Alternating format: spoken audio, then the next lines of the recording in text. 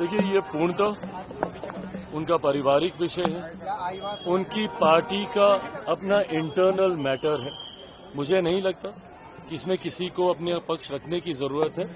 आपस में परिवार के विषय हैं और उनकी पार्टी का विषय वो खुद स्वयं सुलझा लेंगे। बिहार की दो बेटी चिराग इसमें पिस रही हैं, ऐश्वर्या और किसी भी बेटी के साथ अन्याय ना हो, उसके लिए मैं मानता हूं कानूनी व्यवस्था पूरी तरीके से सुदृढ़ है।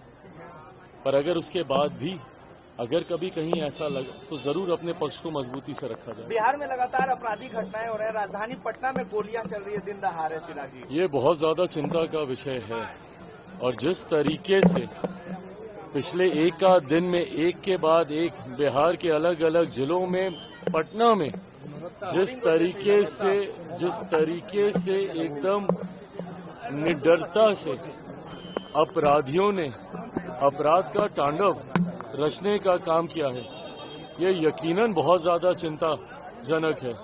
मैं मानता हूं कि राज्य सरकार इसको उतनी ही गंभीरता से ले रही होगी और जल्द से जल्द दोषियों पे कार्रवाई की जाए, ताकि अपराधियों में जब तक कानून का डर भय नहीं होगा तब तक संभवतः ऐसी घटनाओं को अंजाम मिलता रहेगा। पर ऐसे में सरकार, राज्य सरकार को पूरी गंभीरता के साथ इसके ऊपर एक्शन लेने की जरूरत है, जो मैं मानता हूं कि सरकार जरूर ले रही होगी। पिछले दिन आप तेजस्वी यादव से मिले थे, उसको लेकर कई मतलब निकाले जा रहे हैं और कह रहे हैं चिराग पासवान एनडीए को धोखा दे रहे हैं। मैंने बार बार कहा है, व्यक्तिगत संबंधों को राजनीतिक मायनों में नहीं तोलना चाहिए और ये किसी से छुपा नहीं है। मेरा उस परिवार के साथ पुराना रिश्ता रहा है। मेरे पिता आदरणीय रामविलास पासवान जी, आदरणीय लालू जी एक दूसरे के साथी रहे, सहयोगी रहे, समकक्ष रहे, एक दूसरे के साथ मिलकर काम किया और वही खूबसूरत रिश्ता मेरा उस परिवार के साथ है।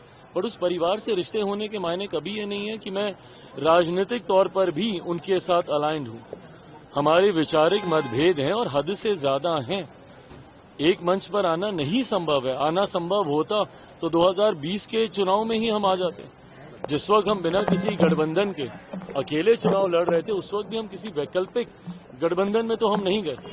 तो ऐसी व्यक्तिगत मुलाकातों को, और जिस मुलाकात का आप जिक्र करें वो तो व्यक्तिगत भी नहीं थी, वो तो हम सब जो कि पक्ष विपक्ष हर किसी ने इस खूबसूरत भूमिका को निभाया, जहां पे शहीदों के परिवार से मिलकर उन परिवार के प्रति अपनी सद्भावना हम लोगों ने प्रस्तुत करने का हम लोगों ने कार्य किया। उसी भूमिका में उस दिन तेजस्वी जी भी वहां पे थे, हम भी वहां पर गए।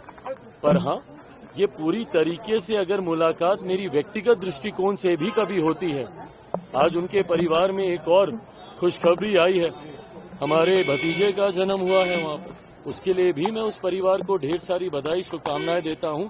कल को अगर इस दृष्टि से अगर हमारी मुलाकात होती है तो उसके भी राजनीतिक मायने नहीं निकाले जाने चाहिए।